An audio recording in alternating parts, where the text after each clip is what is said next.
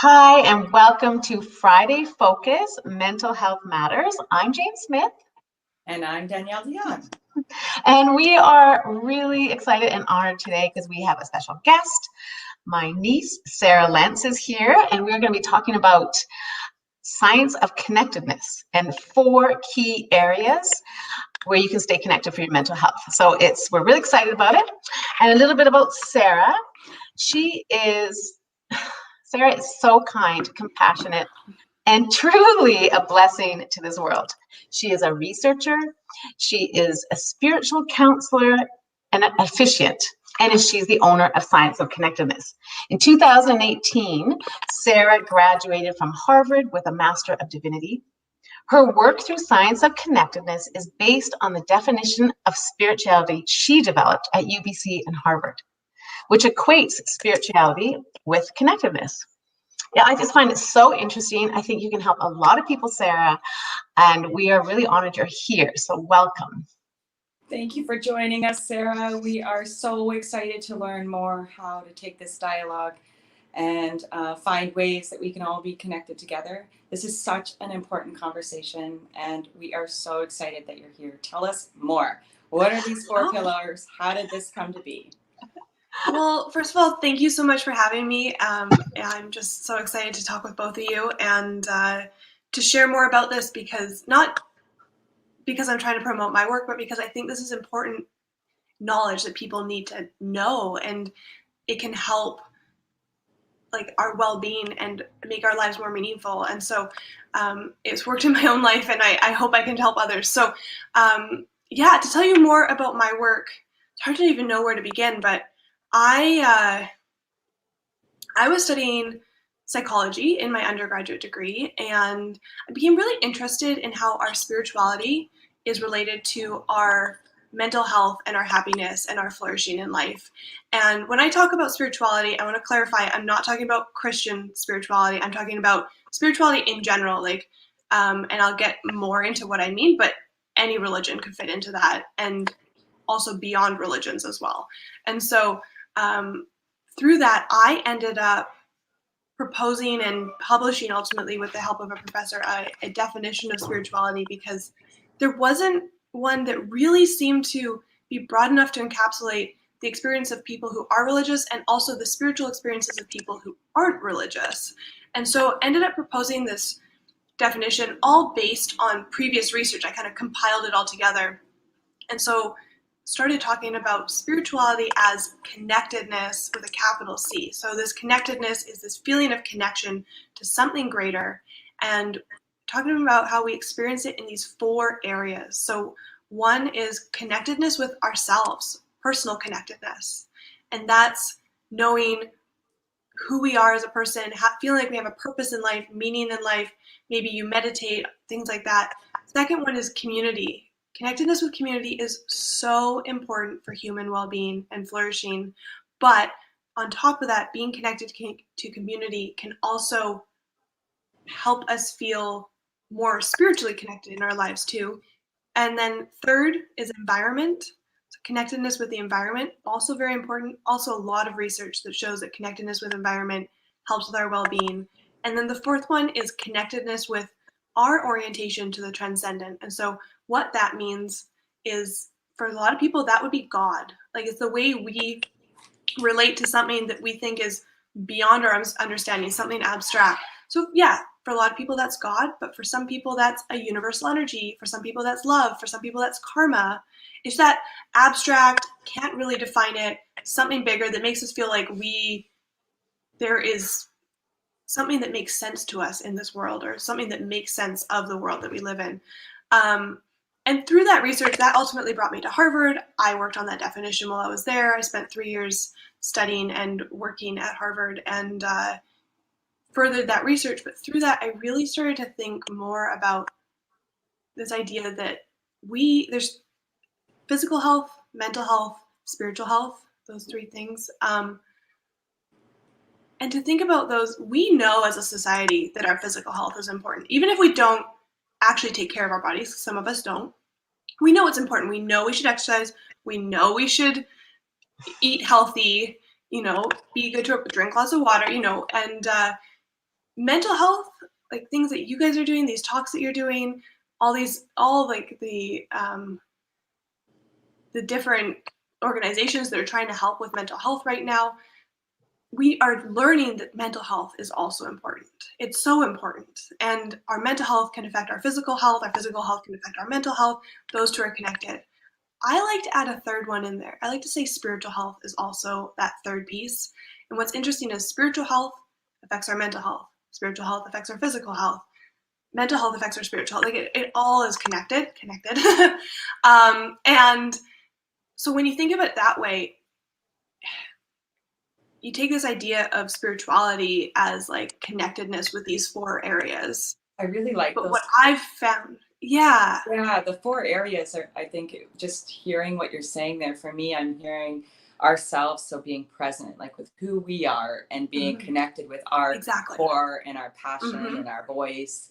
And then I hear you talking about community, and that's like, how do I serve? Because there's so much power in that. How do I serve the greater good?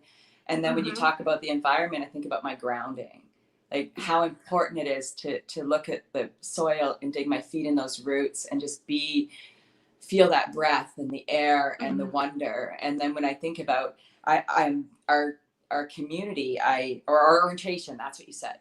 You said that's where God comes in and stuff. And from somebody that's never practiced an organized religion, when I'm hearing you talking about this, untouchable thing, for me, it's hope.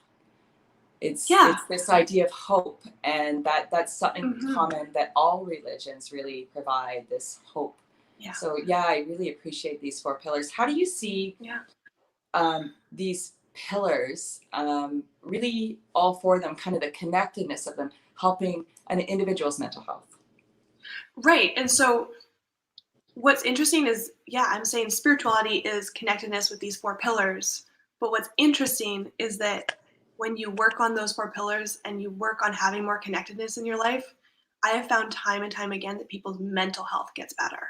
So they're not trying to not trying to work on their mental health, they're trying to work on their spiritual health, and yet the mental health just follows right along. And so I honestly think, I guess what's coming up for me when you said that, like, that we're not actually talking about, wow, my mental health is not well right now, I better go to the doctor, so, find the right therapist and get on the right medication. What I'm hearing you say is, hold on, instead of going that route, maybe that route, but also there's a new opportunity here to kind of check in with ourselves and see how we are connected to these pillars, because potentially these pillars could have a conflict that is rooted in us that need to be addressed. And you know what's interesting is that Sarah, the main reason I wanted to bring Sarah on, and I don't even know if she realizes this, Sarah's my niece, which I said, but I really struggled about 4 years ago, really with depression and dark place. And that's when Sarah was studying this. Maybe it was 5 years, I'm not sure. And I remember when I became aware of these 4 areas, my brain, it almost lit up in the way of like, oh, like, am I connected? Did I lose connection in these areas? Because a lot of time I think people think you need to connect with friends. Oh, make sure during the pandemic and lonely time that we Zoom and connect with friends. But this is different.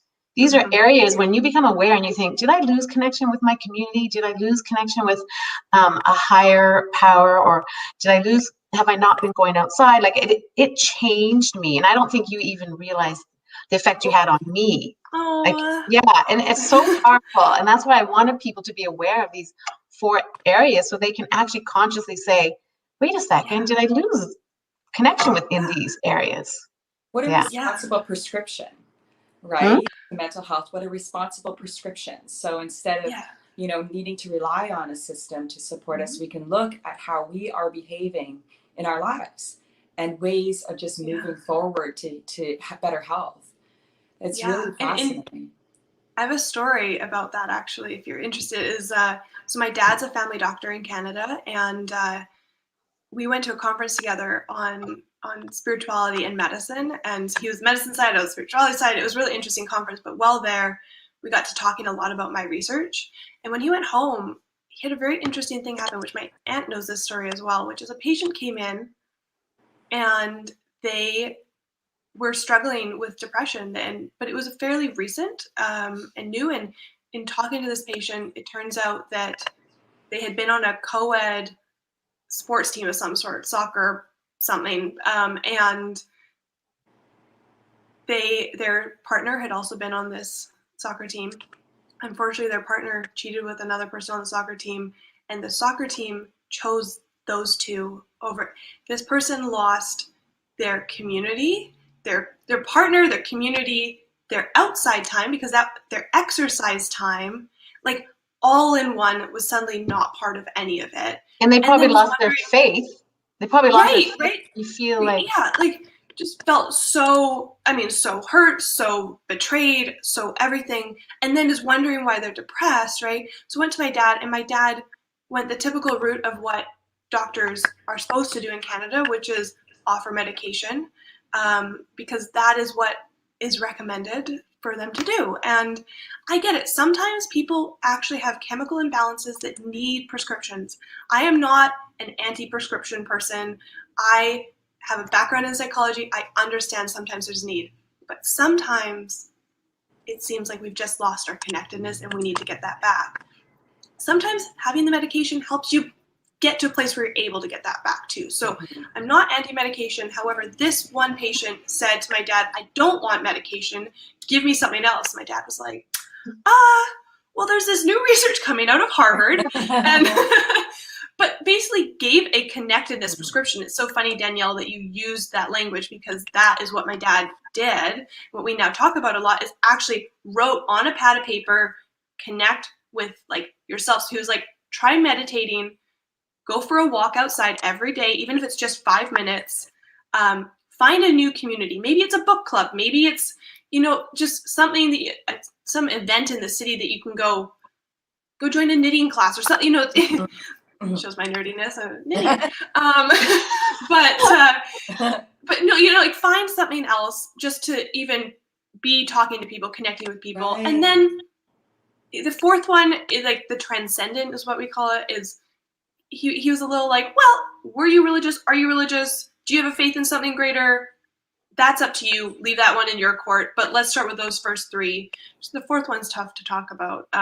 There must be. But did your dad follow up? Because I think that's a big piece in prescription, right? Because often people, right, typically they get medication and then you have to call the doctor and you talk about how the meds are working. Yeah. And I see an opportunity where a doctor could follow up. And so tell me about like how you spent time in nature, or tell me about how you're connecting with your community. I want to hear more. And having that dialogue with a professional doctor would be so powerful.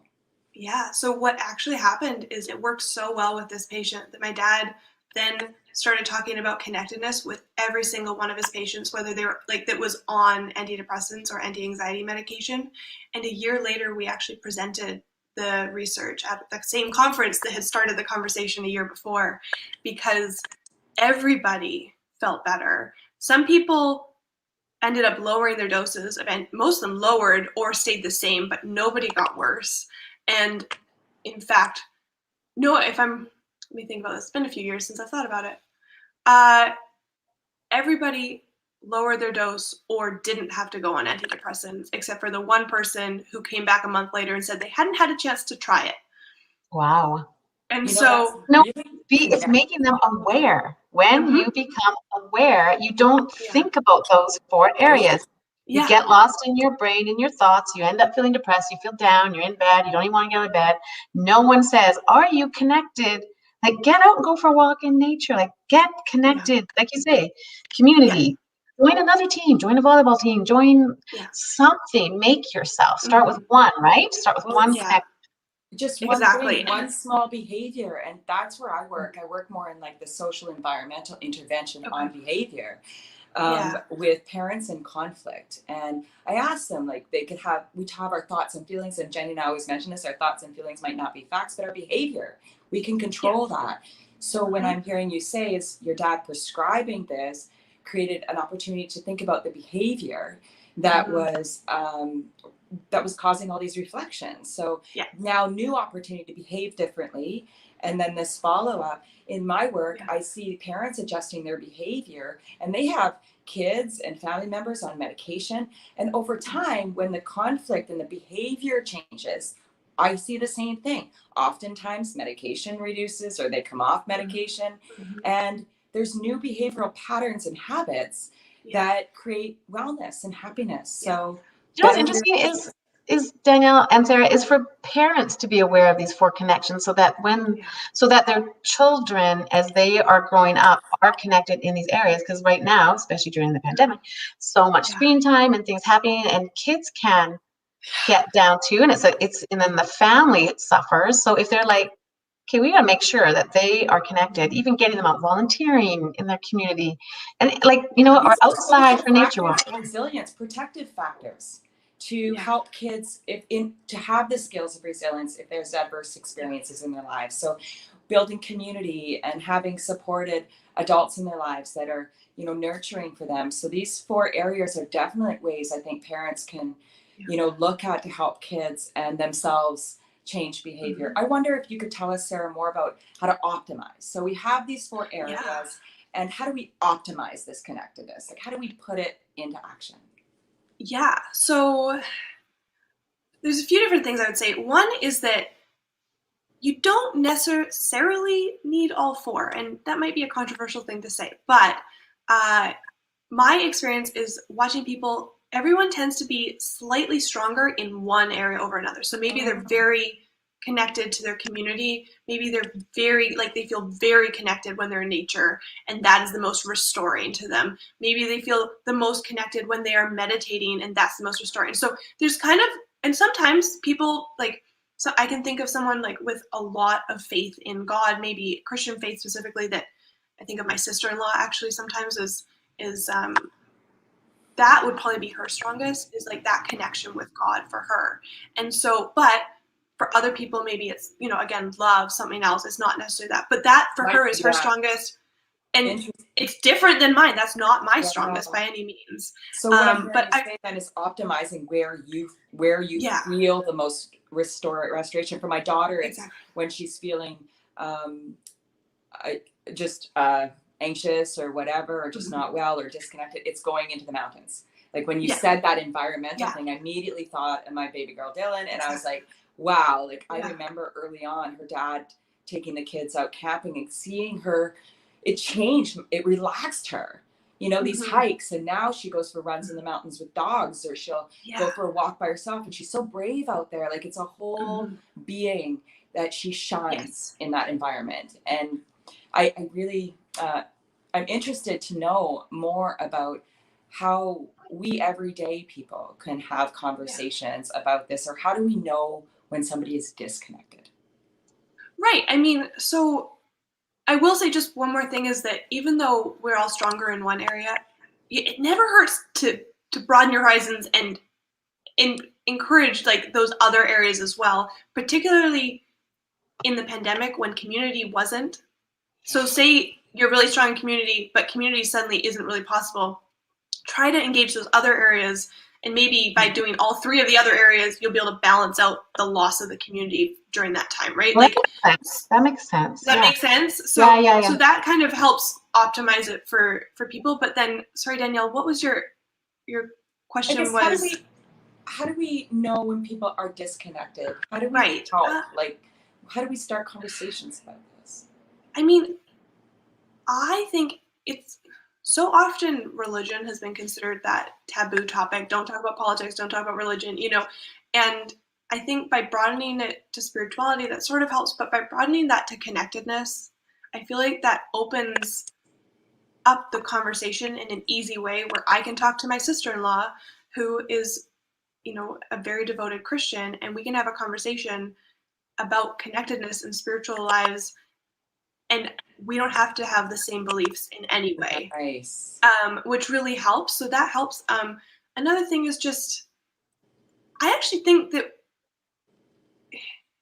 it can often be obvious when someone's disconnected. Sometimes it's not, but it's hard you don't always know when someone's depressed, but sometimes you can tell when someone doesn't seem as connected. They're not as engaged. They're not responding to texts as much. They're not reaching out. They're not giving that, and be able to talk about connectedness, which is such a more general human word. I think makes those conversations a lot easier than even broaching the subject of depression too, right?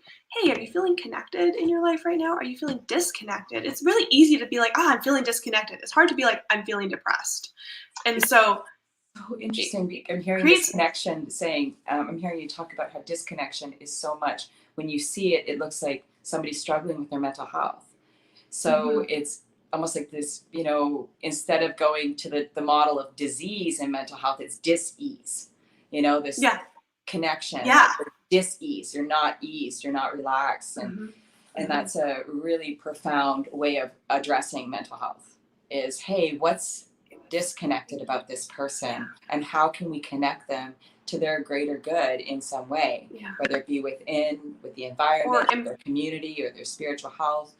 How can we support conversations that way? Or empower them to create their own connectedness too. Like, how can we empower them? Well, I think the one barrier to connectedness, really the only one, is it takes active effort. And I feel like if you look back in history, obviously this is a little bit of a rosy glasses analogy, but you look back at history and connectedness was kind of automatically in our societies for a long time.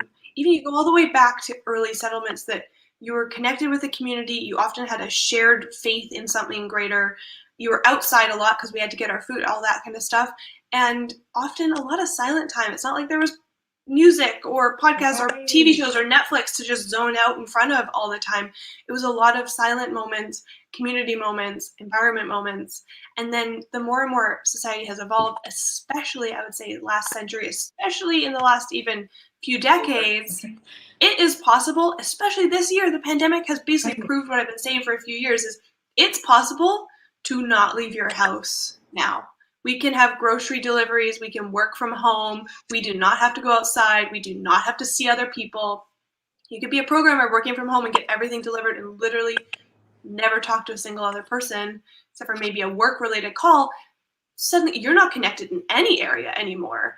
And so it feels a little bit like they're talking about a loneliness epidemic. I think there's a disconnection or epidemic in a way too. What a fascinating thought. Oh my God. There's so much more diagnosis nowadays, and I always wonder if it's because we have more information and people know more about it, so they relate more about it. But I also see it being, you know, people have said, you know, what's going on with parents nowadays? And I've heard arguments about, well, women now are back at work, they should be back at home, or, you know, there's too much stress on families, or they're getting too much information and negative information. You know, families don't go outside anymore because of screens. These are all arguments that, you know, have a spectrum. And I can imagine, you know, your comment of going back in history that far and just seeing where we are now and how ultimately disconnected we are to these areas. It's almost scary. It is. It's crazy when you think about it. When you put it that way, I was like, I just never thought about that. Like, me neither. Yeah, I mean, and to you know, look at it from the other perspective, we're also more connected as a society now than ever before. I can, you know, there are people from all over the world that are part of Peace 360 and connect, right? Like that kind of connectedness is totally there. But remembering to take care of our own connectedness is important. But Sarah, it can be forgotten right now.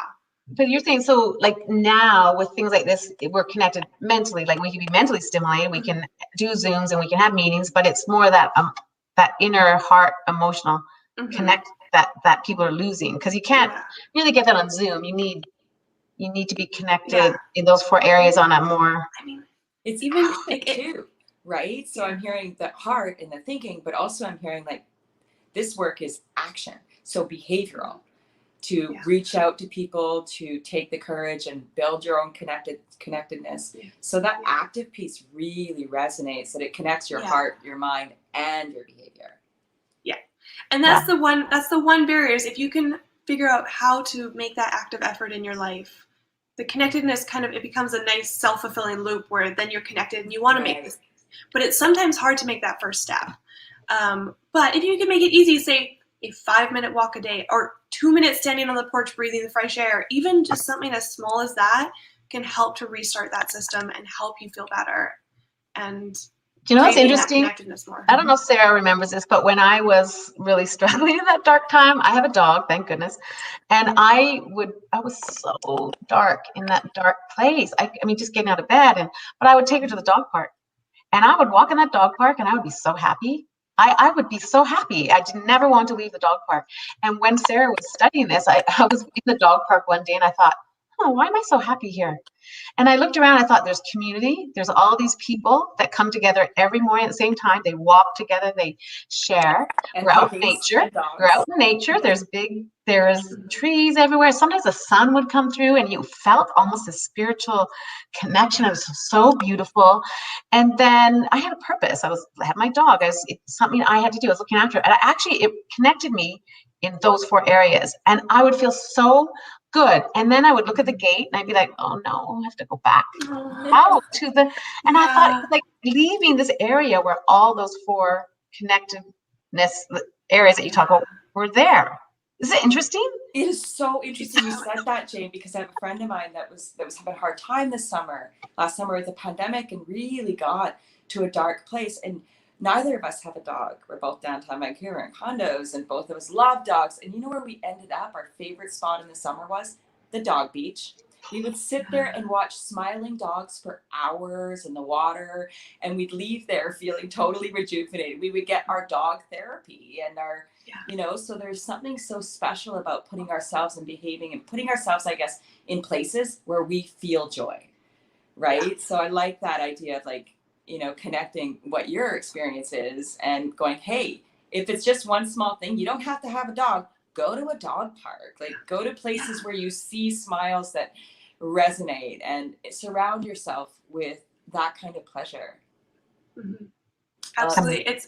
I would just say as a little aside, I got a puppy in the spring, and through this past year, I have come to strongly believe that dogs and animals that live in our homes with us are part of the community part. Nature, I mean, you go see a deer in the woods or whatever, I'd say that's probably part of the nature one, but the dogs, they feel that community connectedness too. And so obviously not everyone's in a position to have a dog, but you're right, even just going to a dog park or even, just looking at dog YouTube videos. Yeah.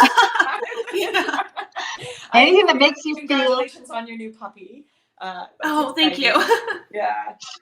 What is something that you think policymakers can do? So I hear your dad is a doctor, and he's so brave to start practicing this way. And I mean, I almost want to give his name, but I'm sure he's not accepting new patients right now, because this is the kind of physician that really, I think we need more of that. What can policymakers, what can doctors do? Like, what can people helpers do? So I will say my dad is retired, so that unfortunately he's not doing that anymore. But he retired from his original practice. He is actually part of the policy side now. But I do talks to medical communities, and so that's part of it, is just like making sure that these communities are aware, policymakers, doctors are aware that you can have conversations about these sometimes difficult topics by talking about connectedness and these 4 areas. And then honestly, trying to build our society in a way, build our laws, build our communities, build our community resources in a way that bolster that connectedness rather than make it more difficult, right? And so trying to think off the top of my head, but I wonder more about the action of organizing coalitions or partnerships where people say, hey, we want, before you give us pills, we need support to have more connectedness before, and I think in the bigger scale, like, where does the money go? And I think of like all of the pharmaceutical industry and all of this, because there's a lot of pressure for physicians, and there's a lot of pressure for policymakers to abide by those partnerships. And so it's interesting to think about this grassroots idea on how we as a community can call to action, better holistic care. I mean, one of the examples I could give is just the idea that access to nature is really helpful. And so often you see in lower income neighborhoods, you have less parks, you have less access to nature, it is further to go, it takes more effort. So if city policymakers and government can say, oh, maybe this area should stay apart, maybe this, allowing that. And of course it comes down to a lot of different politics and different ideas, but thinking about who has access to nature Yeah. And how are they getting there? And do they have the time to go there? And when, and just, is it safe to go through those areas too? That's And an interesting all thought of that with the in mind. nature, for sure, because I'm Yeah. right downtown Vancouver, and in a job I had before, I was a youth counselor, and I used to spend overnights and weekends in a home with 4 teenage girls that were in care. And one day, the whole thing was just keep them home, right? Because when they went to the street, there was trouble.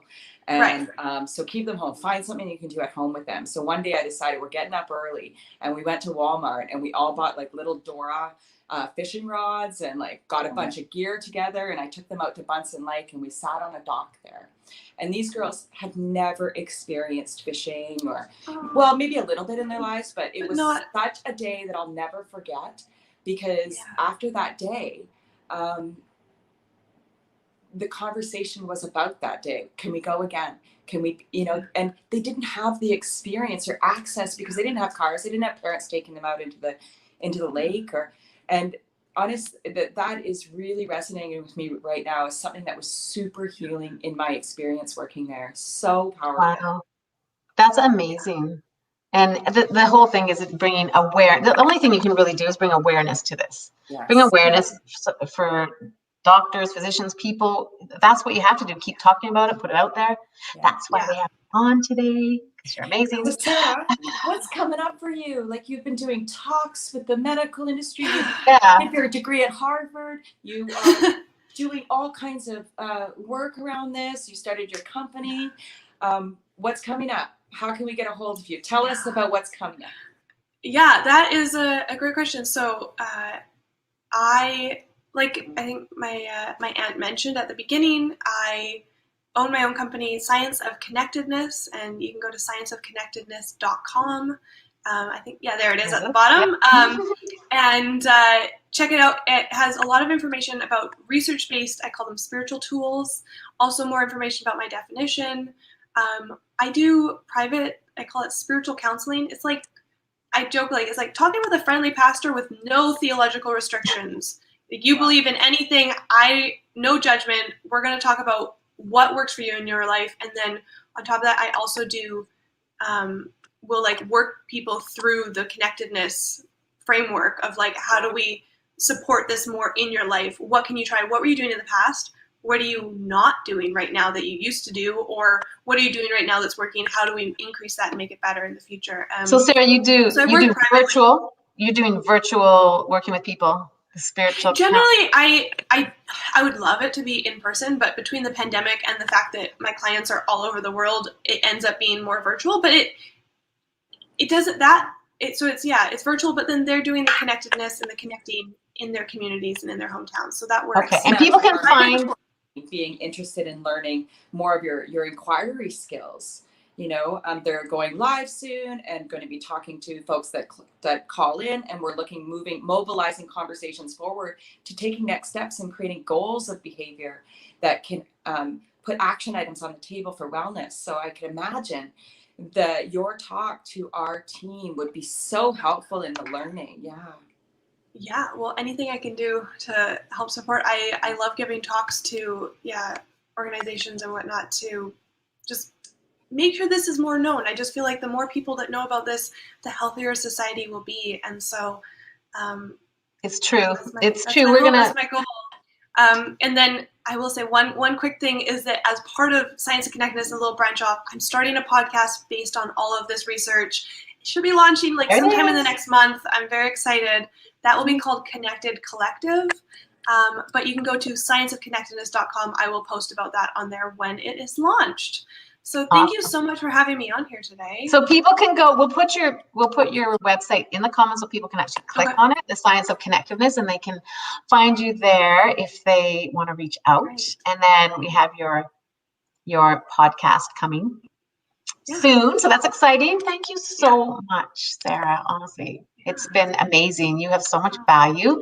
And I really believe that anyone watching this, that if they are in a place, especially with the pandemic and what's happening, if they are even in beginning to feel low, not in a deep depression, if they feel did I lose connection in one or two of those areas? And maybe they don't have to get to such a deep place. They can take what you said, like, I'm going to reconnect and go out more, get involved in my community, something. So I think people just need to hear one thing and change their life. And I appreciate you so much coming on. Oh, You're amazing. Thank you so much, Sarah, for providing this opportunity for us to talk to you, and also for sharing your amazing work. Our goal here is just to show folks that there is other resources out there, and that when we talk about mental health, it matters. And thank you so much for showing up today.